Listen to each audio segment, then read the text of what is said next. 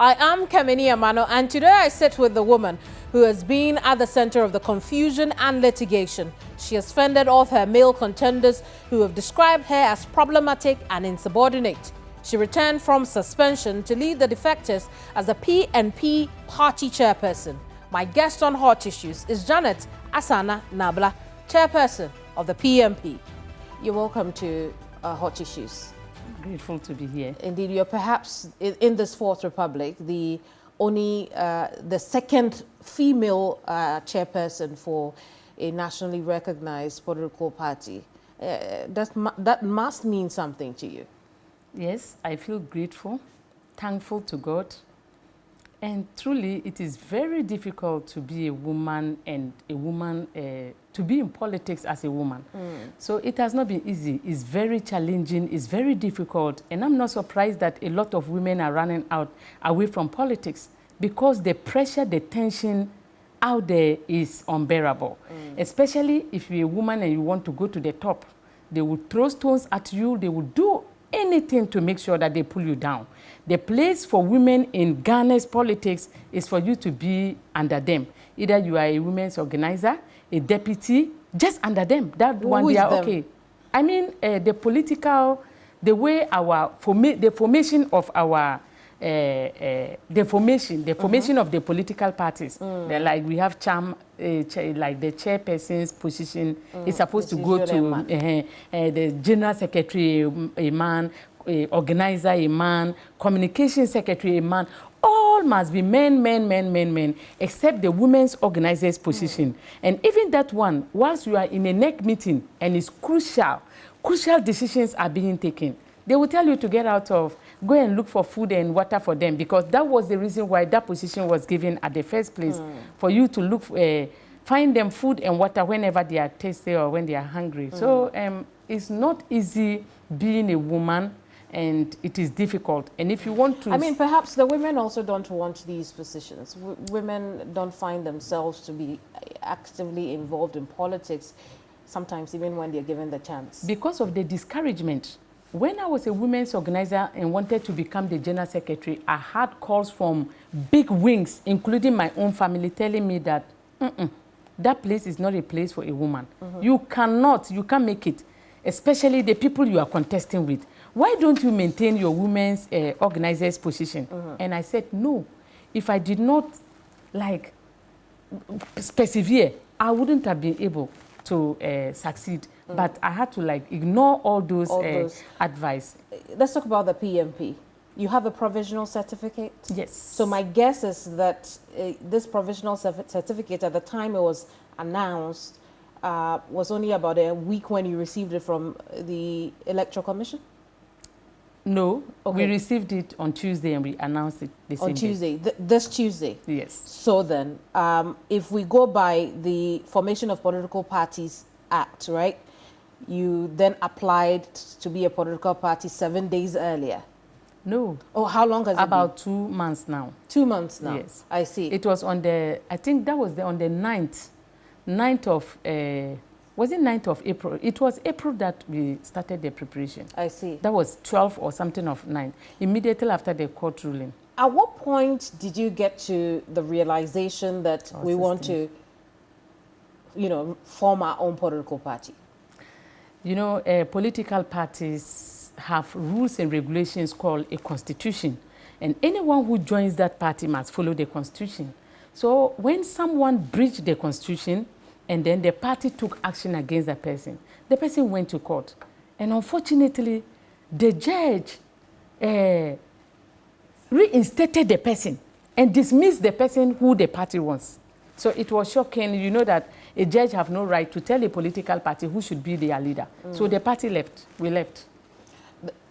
Say it again. The party left. The party left. What do you mean by the party 11 left? regions that they left the PNC. We said we can't allow a judge to tell us who should become our ruler. Because if a party says that we cannot work with this man, and we have a constitution that says that when 9 regional chairmen are in a meeting, when you have 2/3 of the people attending the meeting, you have a chairman to chair the meeting. NEC was duly constituted. On the other hand, he went to form a NEC meeting. He could not get 9 regional chairmen to attend his NEC meeting. So slow down so that we can put everything into perspective, because for those who are hearing this issue for the first time, they may not know who the he and the thems are. So let's start again, right? There was an issue within the party, internal wranglings that had begun from 2020. Yes. It began with your suspension. Exactly. Okay. I was there when I heard that I was suspended. So without even, I'm the general secretary. A NEC meeting cannot happen without my knowledge. I was ignored. And then the NEC meeting was conducted. The NEC members rejected the meeting. And then he still went ahead and... I mean, David Apasara, he still went ahead and said he has suspended me. So I reported him to the National Executive Committee, who called him to come and tell them the processes he passed through to think that what he did was NEC. He rejected it. And as a result, he was suspended. You also formed another quorum to suspend him. I did not. The NEC formed its own quorum. In fact, when NEC was going to call him, I was not part. I was also given a letter to appear there. So I also appeared and gave my side of the story. And he wasn't there. So they passed judgment on him. Upon passing judgment on him, he took us to court. And finally withdrew the court processes, went back to court, withdrew, was just doing that. And then the party got angry and then dismissed him from the party. Okay. Because the constitution of the party says that if you have problems and you cannot use the internal mechanisms to solve your differences, then they can expunge you out of the party. Right. So if the party dismissed him, David Apasara, the 2020 presidential candidate, from it, why then are you leaving the PNC? The judge is a judge who sacked me from the decision. A judge.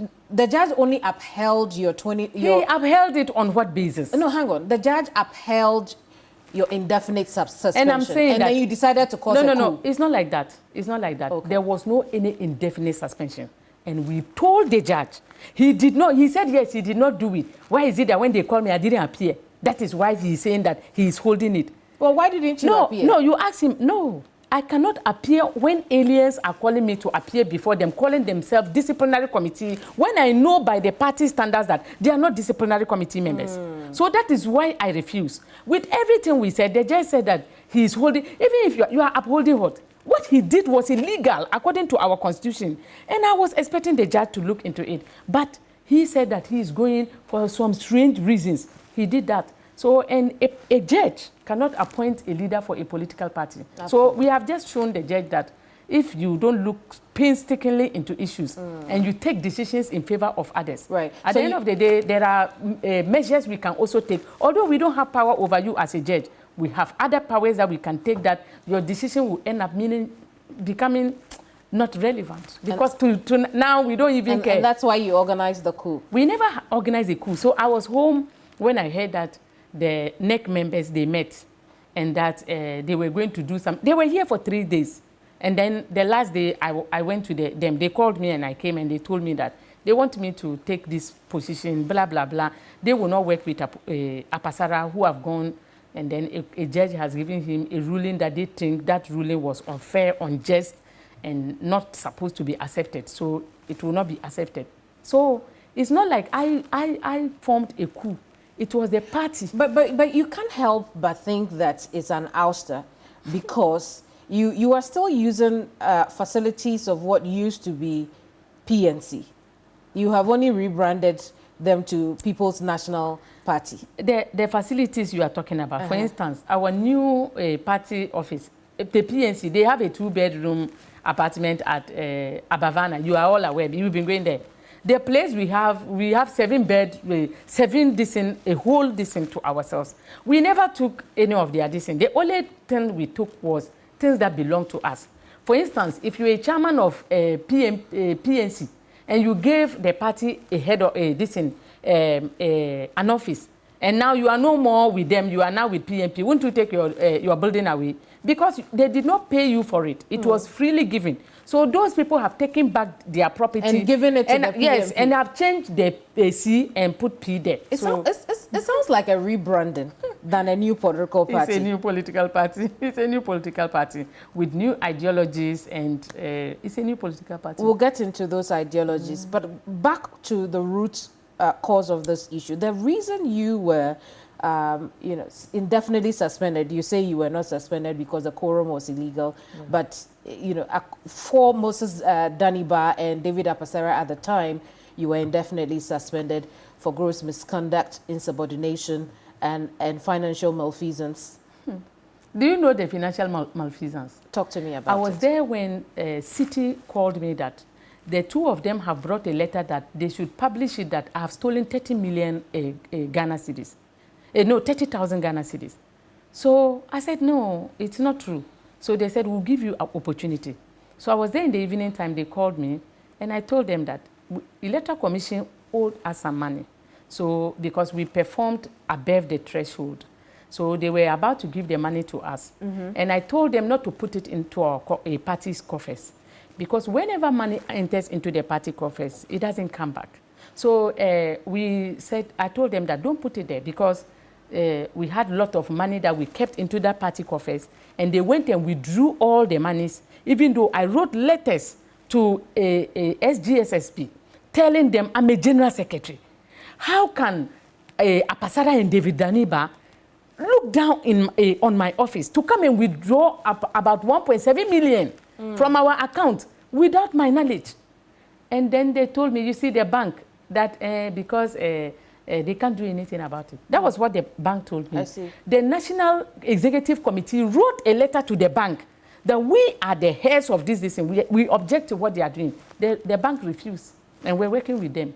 So when the 30 million was coming, our party head office was not paid. We were owing the landlord. Our regional party offices we were owing. So I knew that if they send the money to that coffers, it will turn into a Christmas bonanza. When money enters into that coffers, we don't know where it passes to, no accountability. Electoral Commission was following me to bring our financial accounts on what we did during the election period. I followed him to help me. The reason why they suspended me was not because of anything, was because I demanded that Electoral Commission, they should give me accounts to what they use the 1.7 million. That is the reason why they did what they did. So when the 30 million came, I used it to pay our party head office 2 years. I even gave all the regional on our platform, National Executive Platform. They were there. So I told them the money has come. This is what we have done. Blah, blah, blah, equals to 30,000. Did you have the authority to disburse that amount? Do they have the authority? As a general secretary, if I don't have that authority to take care of administrative things, what's the party process? No, so the party process, the general secretary is in charge of. After elections, they don't have any this thing anymore. I'm in charge. But after elections, they were still holding on to some powers that they were not supposed to hold on to and doing whatever they want.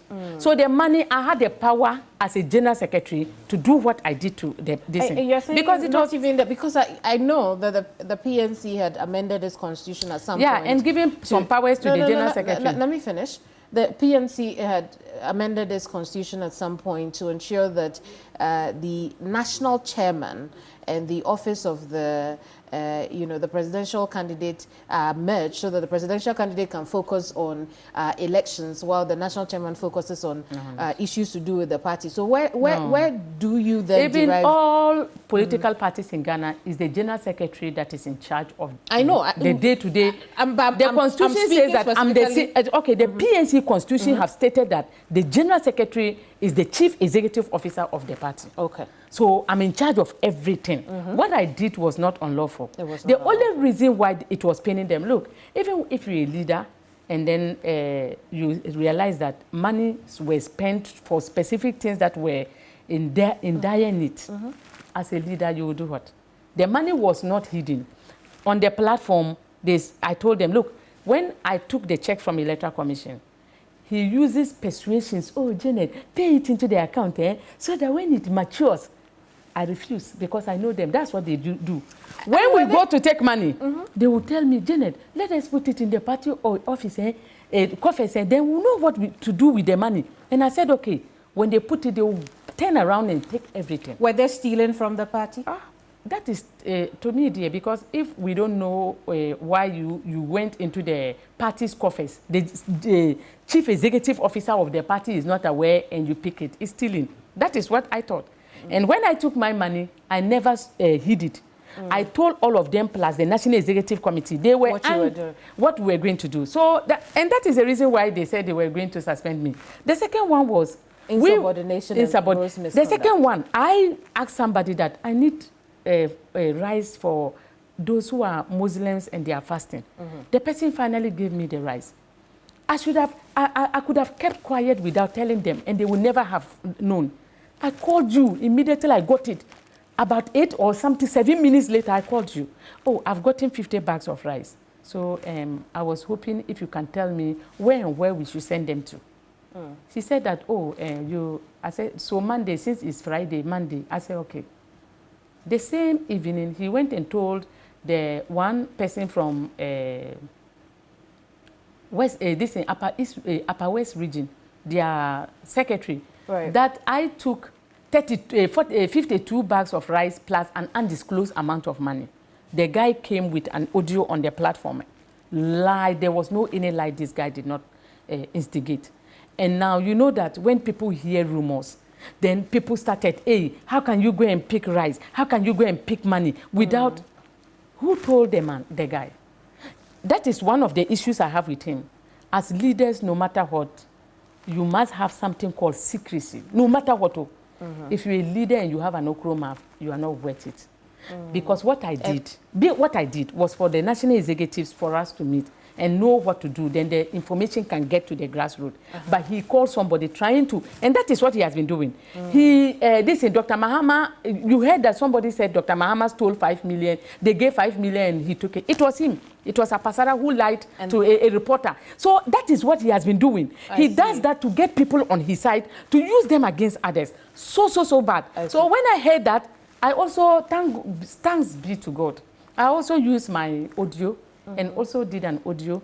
There was no any curse I did not use, that if it is true, the God I serve should strike me, my family and everything that is mine. And if it is not true, may he strike the person who inculcated this lie. Then the guy ran away. Would you consider yourself problematic?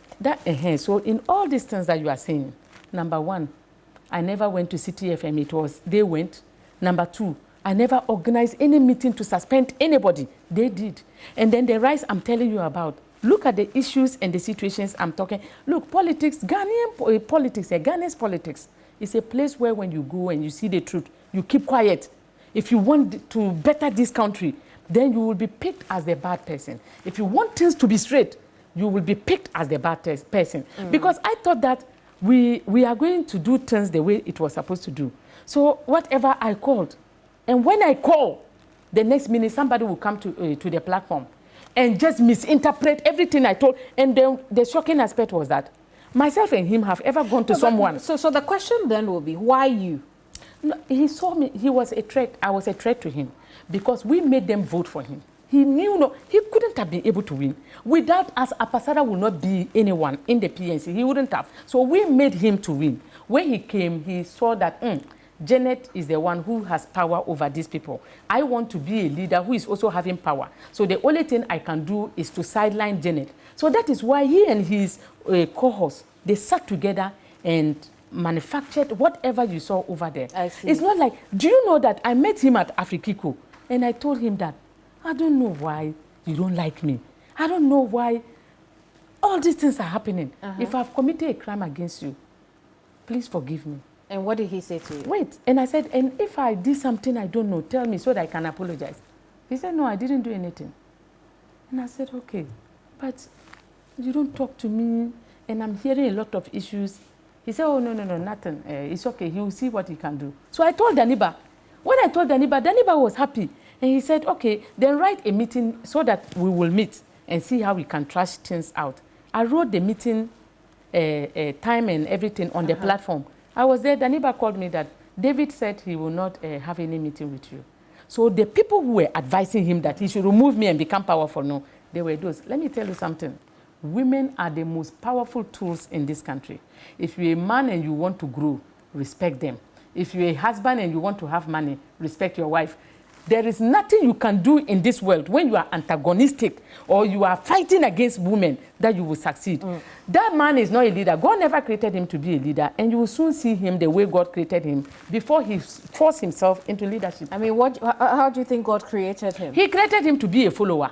Because the trouble on him is too much. He has no one single leadership quality. But you made him the 2020 flag bearer. They made him the 20 because to me, dear, I told Dr. Mahama, who brought him as his candidate, I told him, a time came when I told Doctor, this man is not the man. Because how can I go and be campaigning for you and you be telling the people that they should vote for another person, you won't work with me. And I heard all these things. I told Doctor said, it's okay. He's my candidate. So before the elections, I knew that I was with trouble. In fact, people called me, this man, this is how he is. Can you work with him? And I said, I cannot work with him, but Dr. Mahama says he's the candidate. Would you consider yourself problematic? I asked that question because... I would never. Because no, hang on, Janet. You know, at the time Moses Daniba and David Apasera were announcing the interim, Secretary General, your supporters went there to ensure that didn't happen. They went to cause mayhem over there. It never happened. It never happened. The only thing that happened was that they said they were holding a meeting. The day that they said they suspended me, the following day they were holding, or 2 days later, they were holding a meeting. And I told them that as a general secretary, that meeting will not come on. So I went there to also enter to hear what they were doing. And then the police were there and they said that, oh, I should wait, blah, blah, blah, blah. It's not like we went there to cause No, but what did you go there to do? You were not invited. I was going to my office. I was going to my office because my office is there. I was not told that there was a meeting. Even if there is a meeting, nobody can do a meeting without my knowledge and also prevent me from entering into my office. So once I was going to my office, the police came in and then they also came out. And that was where the brouhaha started. It's not like I just went there purposely to cause mayhem. No, I went there to enter into my office legitimately after they illegitimately said they suspended me. So that one day, I did not cause. I'm not problematic at all. Not at all. I see.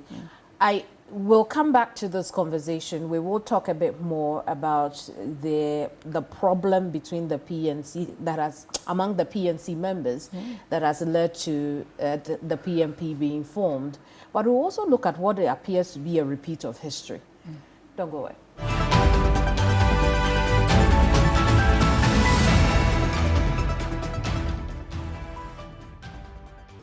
Welcome back to Hot Issues. My guest today is Janet Asana Nabla, who is chairperson for the newly formed People's National Party. Now, Janet, again, let's look at the issue that has brewed in the PNC for a long time now, and consider the fact that it would appear history is repeating itself when you look at the case of Dr. Tobiga. Something Tobiga in 2012, when he too was ousted out of the party like that, and he had to. He also took the matter to court over and over again. The PNC doesn't seem to know how to keep its house in order, and all this while you were trying to convince the Ghanaian people to give you Ghana. The problem is that it's one particular set of people. You know, this. David Apasara, Sintim Tobiga, the one who died, what was the name? Ndebugre. They were friends. And they think that the only way by which they can solve problems is to go to the court. So everything, in fact, he took us to about 4 or 5 different courts for us to, every blessed day, like to frustrate. I don't know, like, so we were in that court. In fact, Ndebugre took doctor to so many different courts. Sintin Tobiga took doctor to 4 different courses. This man took us to so many different courses. I think that the PNC, ever since its inception till now, have been on a self-destruction mode. And I think that, it has been in self-destruction mode. Because I don't see why a political party can have difficulties. And the leader of the party doesn't know that we have elders in the party. He doesn't respect anybody. In fact, I remember some time ago, someone asked him from Joy that, but Janet, your general secretary. He said, Janet, who is general secretary? I don't regard her. I don't recognize her. So if you say these things to me because I don't know the reason why you are saying it, do you know how I regard you? You think that because we are women and you're a man, you're an important person? There are men that women respect and there are men they look down upon. And he's one of the people that I don't give much respect to. Because a person who have no respect for women, a person when he sees a woman, he want to look down on. So you think all of this has to do with you being a woman? Yeah, and being powerful. And he's scared. I had something he wanted. I had the people all over me. When I call them, they are ready to do whatever I asked them to do. And he wanted that power. And the only way he could get it was to formulate all these things. Right. So you tell me that you didn't, lead the organization of PNP. The organization was National Executive Committee members. They were those who came together. And then we informed this. They informed me and said, want you to be the leader, blah, blah, blah, blah, blah. And I said, just like that. Why do you think they chose you? They chose me because I was with them. That is my caucus. Because they said there is no way. Look, even prior to that, we were thinking of changing the name PNC. Because we've seen that the party name has been a curse to not only ourselves, to the country. Because a country that is looking for a political party to solve its problems, constantly being in court. It's not a political party that garnered a dissent. So we wanted to even change the name altogether to give peace to the people of Ghana so that those who like that name and are the trouble causers in that party, you know that the same person we are talking about, he took the party to court. 2016, Apasada. He took the party to court, preventing us from going to Congress. And when he did not succeed, and we went to Congress and came back, he continued the law dissent against us. So it's not... So I mean, let's leave Apasara in the past, right? Let's talk about how you became chairperson for the 2 months old. Well, not even 2 months old, because you got a provisional certificate on Tuesday. So it's just a few days old, PNP. But the fact that you could jump straight to become the leader of this rogue PNC members. Rogue? It's rogue because you have drawn yourself from what PNC so is. What is the meaning of rogue? Ask you, because I don't think it's a right way to be used for us. Because the people that you have seen there that form the PNP are the true PNC members. Apasada is not having anybody. He had nobody with him as we speak now. The true PNC members that were with Liman when the PNC was formed, with he was with the PNP, they are those. We are talking about the regional chairman for Eastern Region. We talk about the Central Regional Chairman. We talk about Northern Regional Chairman. We talk about his own region, Upper East, the regional chairman, Baba, Alhaji Baba Mohammed, who just died. They all ran away and formed. They are those. And they all chose you. Chose me. So you were already gunning for the PNC chairperson position. No, it's not a matter of gunning. I wasn't gunning for any PNC chairmanship position. I wanted things to work. I just wanted this fighting and things to just cease. I just wanted somebody who is actually a leader, someone who is not a vindictive person, somebody who knows the road to this thing. I just wanted that and nothing else. You thought that person was only you? As a, no. While you were working with... No, not that. The person, I've not seen the person in PNC. There's nobody in PNC with the qualities I have mentioned. And more to the point, that particular political party had become toxic and it's not worth it. And the PNP was formed by people who have been with Liman, people who have been with the PNC. They are those who left and came and formed the PNP. I see. So the PNP. So does the PNC still exist? And I'm asking because it's dead now. Me, I don't think so. To me, if Electoral Commission will want to go in to look for the national executive, regional executive, and constituency, it will not stand in the test of time. So to me, I don't think it is still existing. And it all happened because of greed. And it's because the PNP has taken We've taken it because, we said we won't we won't let a judge tell us who should rule us. We won't do that. Because, and help us to resist all oppressors' rule. That's what we took. So now we are following the constitution to be able to do that. You have a constitution already? No, I'm saying that we are following the Ghana's constitution. Okay. And resisted oppressors' rule. Okay. So here's my question to you. How is the PNP different from the PNC, apart from, the problems that you have indicated? In terms of ideology, how are you different? When you look at the people, I don't think the PNC, I don't know, like, when you look at the People's National Party, being the PNP, our ideology we are talking about, even our slogan, we said, my family, my community, my motherland. We are talking about a political party that is, that believe in communitarianism. We don't believe in this individual way of putting all power in the hands of an individual or minority to now become the heads and then to distribute it to others. We don't believe in that. Because Ghana, that is what we have used, and that is the reason why we are in these challenges that we are now finding ourselves. Right. When you talk about family bond, this in bonds, if you remove a family bond, then it becomes difficult for a country to grow. In our African culture or our traditional settings, but we have done away with the family.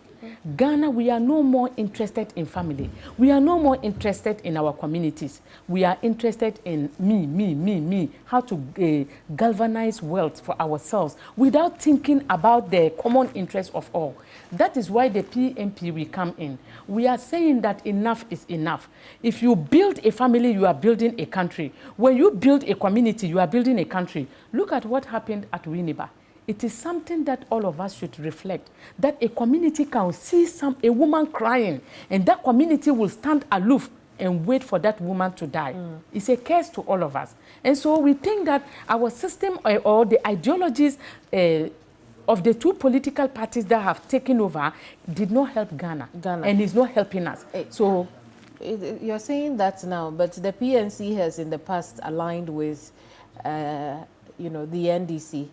You know, during the elections. Is that not the case? Did you not know then that they couldn't help Ghana? It wasn't your decision? The ideology of the PNC, they are social, they are also the social something types. So they were aligning with NDC because the ideologies, they are the same.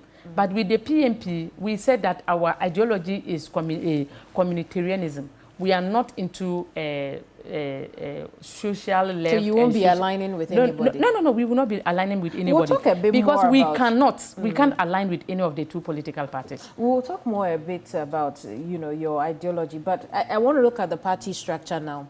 You are the national chairperson. Yes. I believe that you have national executives. Yes, we have the general secretary, that is Sule. We have the communication secretary, that is Ayensu. We have Francis Opong. We have Abdul Kadri. We have... And you have everything, but how many members have you drawn from across the country? Oh, the truth is that apart from the national executives, the regional executives, we have constituency executives too. And then we are now into the polling sector executives. So we are looking for our polling centers, their executives. And you got all of these over what period? You know, for instance, you are a regional chairman, you left the PM and this, and then your constituency executive said, we will follow you, chairman. We are not going anywhere. We are PNP. Whether you contest or not, we are standing solidly behind you because we believe that you are fighting a good fight.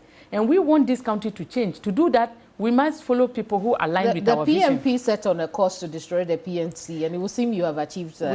We have not. We have not. Because if you have someone who is not a peacemaker and doesn't want to bring together, then we will go away and then form a political party whereby it will fight, it will contest elections and win. But our main aim is not to be going through elections every time and then become opposition members. That is not the reason why the PNP was formed. Perhaps we shouldn't jubilate too soon because what you have now is a provisional certificate. There's still one step before the final certificate is given. And it will be done before you know it. But then that step is also crucial because the Electoral Commission will have to ensure that there is no objection to the formation of your party. It would have to make sure that, you know, publish that this party wants to name itself this and that and that. And if there is no objection over a 30-day period, then it can give you the final certification. But objection to what? Perhaps the PNC people. You see, you know, when you are objecting, I know very well that some people think that they can use any unapproved rules to get what they want. But this time around, whether through the court, through wherever the person will pass through, we will let the media know whatever is going on. If the PNP cannot exist, then the Electoral Commission should take over the CPP, their powers. Because both the PNP and the CPP were both banned. So that is why other political parties sprang up. But when the CPP went to court, the court said that no, there is no dissent. All the Third Republic is gone. So any political party in the Third Republic that anyone wants to use the name, they can use it. So that is why the CPP is now there.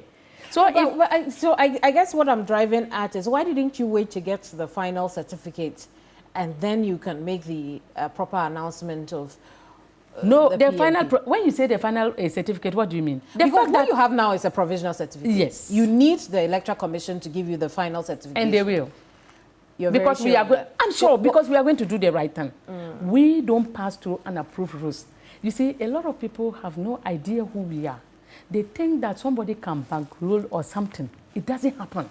Because where we pass and where we got our certificate, nobody, we never, forming a political party, we've never, apart from who? Apart from Dr. Edward Mahama that we informed that, and we informed him the day they were even, when they called me to tell me, I had to tell him.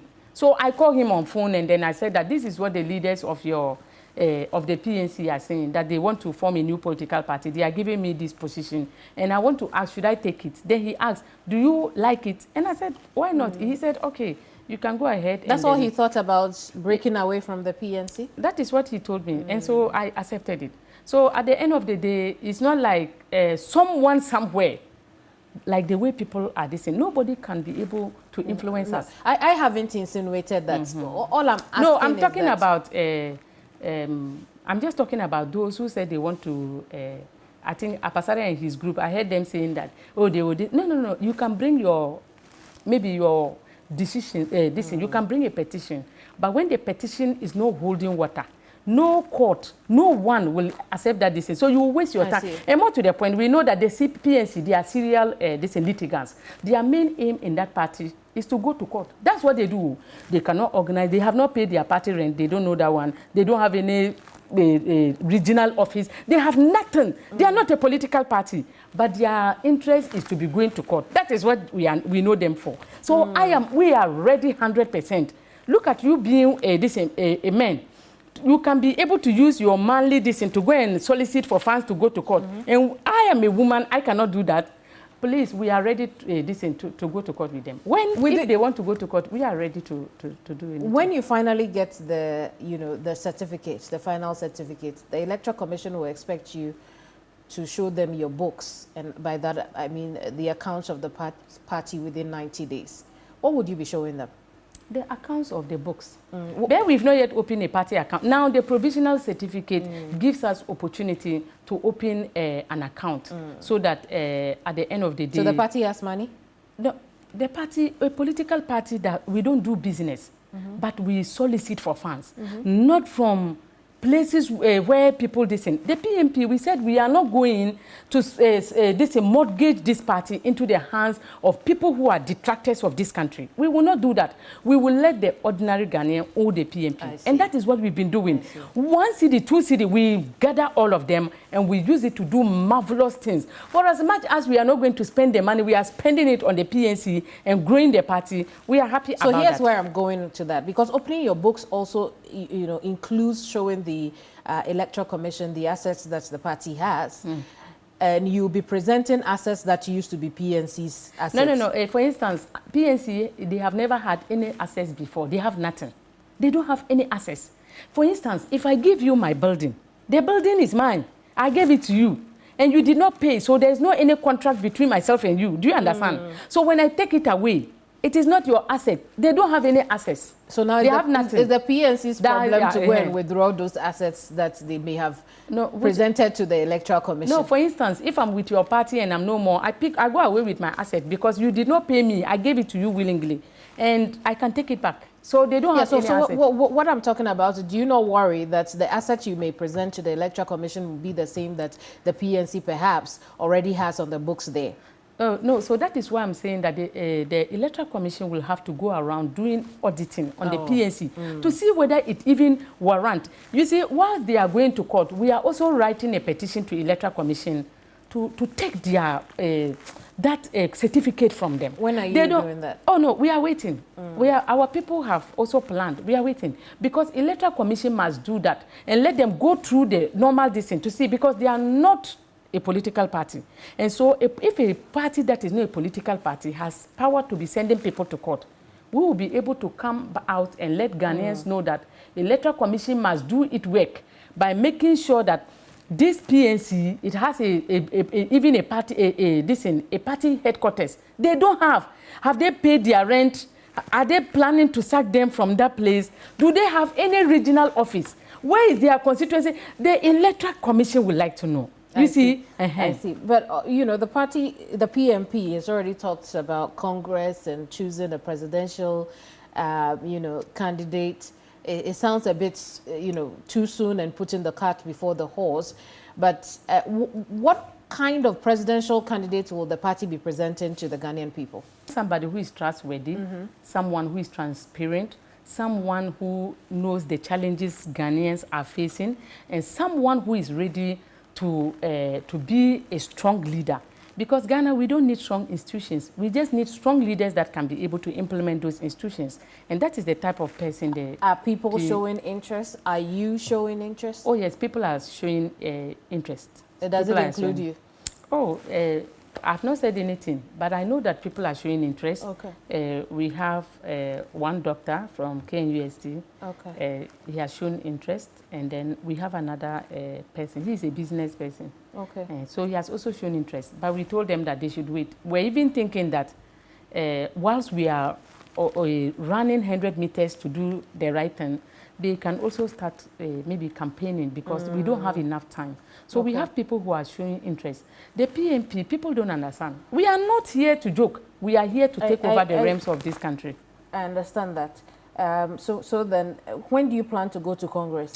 Oh, July. In July? In July. Okay. In 2 weeks' time, we will be done with Electoral Commission. Whatever they want will be done. Are you fielding parliamentary candidates? Across the 275 constituencies. We are doing we are going on a 275 constituency tour.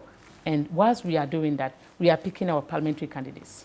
So, I mean, this transparent person that you hope that the, you know, the PNP will present to the Ghanaian people, that transparent person was also a part of the PNC at the time, and you didn't present that person to us. Oh, no. So you see, when I say a transparent person and blah, blah, blah, blah, I'm just saying that this is the type of leader that the PNP will present to Ghanaians. We want leaders who are transparent, who are trustworthy, team players, leaders who can be able to stand on their toes to be able to do the right thing for the people of Ghana. Those are the type of leaders that the PNP is going to galvanize for. I see.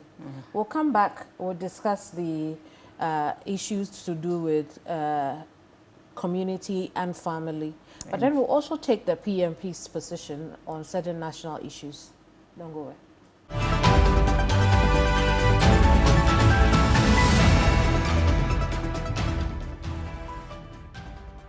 Welcome back to Hot Issues. My guest today is Chairperson of People's National Party, PNP, Janet Asana Nabla. Thank you so much for your patience, Chairperson. But let's focus solely on the PNP now. Yes. You have talked about community and family issues. Yes. What are those issues you want to tackle specifically? You see, when you have a family that is well built and everything is okay with that family, there will be a remittance from that family to the community. And when you have a community that is well built, then that community can be able to contribute to the to national development. But that is not what we are doing as a country. We said we are building individuals. And the PNP, we are saying that building individuals, which is an alien tradition to our culture. We don't know distance. We were born into a family.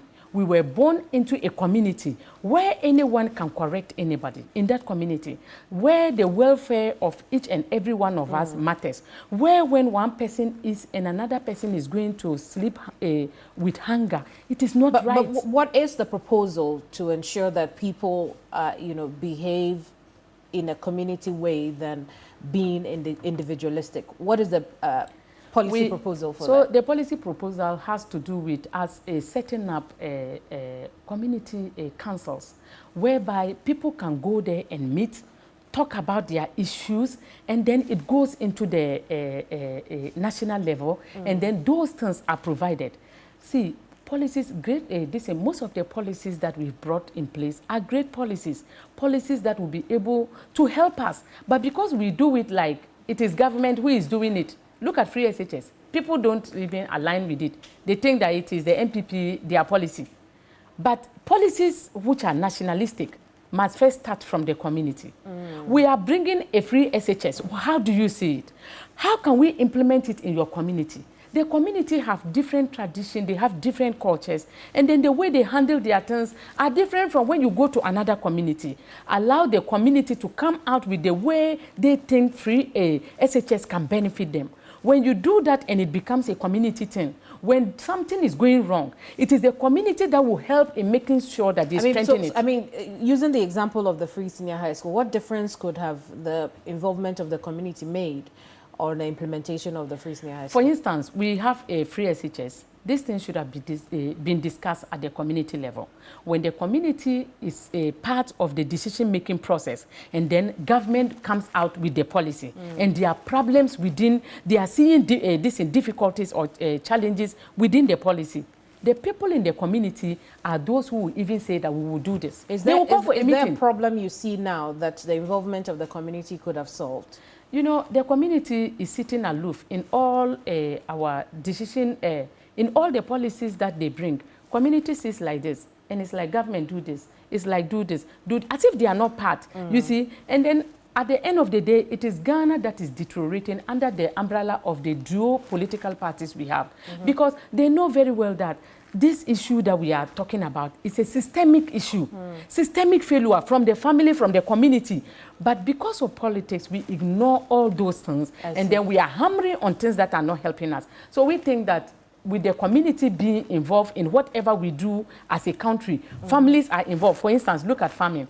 People think that farmers, a farmer's child, somebody will say that, oh, one day you become a doctor, you become a lawyer. So the child grows up not trying to learn what the father knew how to do. We had great farmers who are dead now, and then they took their thing away because none of the family members have learned how to farm. As a result, everyone is looking for white-collar jobs. When we talk about training the family to also be in the community and contributing, why won't you allow, we are not saying that all farmers' children, all of them should become doctors or nurses, but some of them, no matter what, must learn. And the community, we must have people who will talk to them and then orient their mind to know that I'm going to farming. My dad was a peasant farmer. I am going to do commercial farming. We should do that. Most of the problems we have now is as a result of losing everything and trying to copy the West. I see. One of the things that the party touched on in its inaugural speech when they announced the certificate is the economy and how you hope to rebuild the economy by controlling prices. I mean, how effective do you think that would be? You see, it is so shocking that we are operating a free market economy, and essential goods and services are escalating, prices are escalating, and we are not doing anything about it. In the PNP government, we are saying that we are going to introduce price control, because we need price control in this country. For instance, goods like food. We are talking about fuel. We are talking about which ones? Fuel, health, because some people, they go to private health institutions. So we talk about health, we talk about food, we talk about fuel, we talk about what? There are certain things that the PNP government will introduce price control to make sure that the prices are lower for the ordinary Ghanaian to be able to purchase. Are you of the opinion the free market is the reason, these things are expensive? For instance, food, which is really... You see, majority of the problems we are facing today has to do with free market economy. People buy goods and price them the way they want. In fact, I went to China Mall and a chair was 68 Ghana cedis. Guta and 8 members are selling it for 175 Ghana cedis in the market. That was what just... And then I was wondering, is it not the same pot that usually they all take their goods from? So how come that other places, the price is like this, and other places, the prices are different? Do you know that in our various markets, they have formed unions, which is good. When you form a union to make maybe things better, and then to also... But, I mean, for the Guta case, they've made the point that their problem is much more nuanced. The foreign exchange situation, which affects how much cedis they need to buy dollars. They have talked about the access to funds and all that. That surely must play a role. It is not playing any role. And I also blame government ineptitude in this issue. Because under a PNP government, this will not happen. You are going to buy something, you buy it, we know the prices. You come back here, we tell you that this is how much you bought it. This is the amount of tax we are going to put on. This is the price we are giving to you. You make this number of profit. If you will not agree to do it, then you stop this in importing. And don't you think that will stifle private, you know, businesses and contract the private sector? You see something. We are not building private businesses to make the living standard of the 30 million Ghanaians a living hell. Ghanaians are suffering. How can someone get up in the morning without having opportunity to get 3 square meals just because someone wants to make abnormal profits? I'm saying that if we were in government today, our Minister of Trade will not just be in the office, but he will make sure that prices, goodest people who go to buy, we are not going to take your prices you brought with your this thing. We are going to make sure that we check the prices where you bought them from, how much you bought them, and how much we think you can put on it. Because majority of the inflation we are talking about comes from food and other prices. I see. And do you know what is even more painful? Our locally produced food, when they increase lorry fare 1 cedi, and you see the amount of, because of ignorance and other things, you see the amount of money they are putting in it. It is usually it is usually so much. And then you see our markets now. When you go, tomato sellers, they have a union. Salt sellers, they have a union. All the major things we are buying, they have unions. And the union is to increase prices. What will the PNP do about the health sector and the challenges we face there? Like which of the challenges? I mean, for instance, we see the situation with the kidney dialysis issues. We see issues with the National Health Insurance I think Authority. That the NPP and the NDC is going to drive this country into a situation that at the end of the day will not be able to have any solution to the numerous problems we have. For instance, kidney dialysis are one of the it is capital intensive, and the NHIS to me cannot be able to afford it. But they did politics about it. When they were talking about kidney problems and things, you see the opposition putting pressure. And government also got up and said he's going to provide free dialysis for patients. To me, it's a good thing, especially the children. If you are providing free dialysis for our future generation, I'm okay with it. But they said they are now providing it for people who are 60 years and above. For what? And then they are also helping to pay some of their, which is a good thing. But do you know that it can deprive our children from getting schools to go? It can deprive us from getting good roads to ply on. Wait, so should they do it or not? To me, I don't think it's a good venture to venture on. The thing they should do is to make sure that they come out with a campaign, good, healthy eating, how to avoid cardiovascular disease. To prevent it, that is what they should do. But to put all the money in Ghana into offering free dialysis, this is one of the things that they have done that I think that the health sector will soon be on its knees. Because there won't be money to be able to do that. What is the PNP's position on SNIT's sale of 60% of its interest in some hotels to Rock City Hotels Limited? The PNP will object the sales of government property to individual hands. And this one, I think that the perpetrators of this kind, you see, they did some demonstration. We were not part of the demonstration. We were not part because that the way they captured it, we did not fit in. Why? What was wrong with the way because SNIT properties, hotels were sold under the NDC regime. And I wanted to write on a placard Operation Vote MPP and NDC out. Wait, but they were sold. And were they sold to... Do you know something? It doesn't matter. They were sold to sympathizers. It doesn't matter. I see. They were sold to their party sympathizers. And that is not how we should run a country. None of them who did the demonstration had a moral right to be there. When we talk about talking about people who are somehow hypocritical, you who sold things, another person has also come. Instead of you to allow the PNP to come out and chastise the two of you, you were there at placards and Braina Champong. What about the hotels you also sold?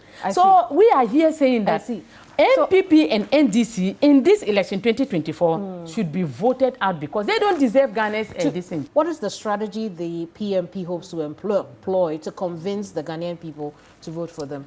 You see, we have now for visibility, we have decided that we are going to go through the various regions. So with the various, we have also already started with the preparation because this party is not here to joke. We are here to be able to win. So regionally, we want to have our people going around the various regions through maybe spinners, door-to-door campaigns, telling people to vote for the party. And apart from those ones, we are also intending to come out with policies because if you are campaigning without having the right policies, people will not vote for you. So we are now working on our policy direction to come out so that at the end of the day, Ghanaians will see that the PNP deserve to be voted for. And that the rule of MPP and NDC have come to an end. Their regime. We'll see how that goes. But to tell us all of these things, the question the Ghanaian people will ask is, what is your track record? Why should we trust you? Our track record, we just came. When you talk about track record, we came. Before Nkrumah won, what track record was he having? Before all those who won and brought great change to their community, what track record were they having? We have people who have track record. MDC were in power, they left. MPP were in power, they left. They came back, they left, they came back. And with the track record, they've not helped us. Why should we trust people who have track record to lead this country? They have failed us. We have seen it time and before. And we think that the time has come for Ghanaians to now give the PNP the chance to show them what we can do. They should not look for track record. Those who have it have failed. Why won't you give another person the chance to come? Janet, it's been a pleasure talking to you. Thank you for coming. Me too. Thank you too. My guest today has been Janet Asana Nabla. She is chairperson for the newly formed People's National Party. I'll see you same time next week. Bye-bye.